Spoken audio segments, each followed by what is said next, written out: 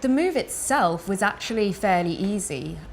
The company I work for has really good global mobility, so we had someone to help us with a lot of the bureaucratic stuff, and my exec assistant was really helpful. There are, of course, though, a lot of things that you want to do yourself, aren't there?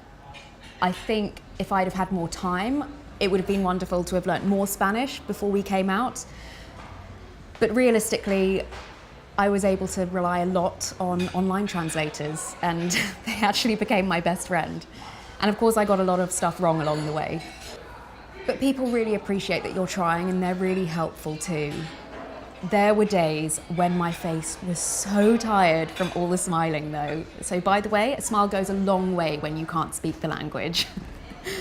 So in Spain, you need your ID card for absolutely anything, which for us expats means carrying your passport everywhere. And it's actually become a bit of a family joke, you know, got your passport, but it really is all the time. So my sister came to stay and she had a guest pass for our gym. And she tried to use it, but she couldn't because she forgot her passport. So we actually went for a glass of wine instead. But yeah, sadly we didn't get ID'd for that. Childcare is quite different out here. There's not really much provision later in the afternoon, so my husband tends to structure his day around that. The baby goes to nursery just down the road from the apartment, and our son goes to the local infantil, which is, I suppose it's like kindergarten, where they go to between the ages of 3 and 6. Because they're so little, we didn't really look into international schools or anything like that. We're quite happy to send them to the state schools at the moment. And we're really happy with them. They're really lovely.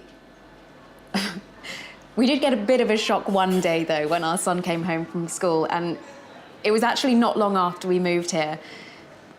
But my husband went to pick up our son from school, and he'd obviously been washed and changed. I think they were playing with flour or paint or something messy that day. But he was fully coiffed, and he had this sort of slick side parting. But as if that wasn't funny enough, we realised he was actually wearing baby cologne. Like, they have baby cologne here. It's an actual thing, and we actually have quite a lot of it at home now. We keep getting it in these baby toiletry gift sets, so yeah, maybe it's a hint.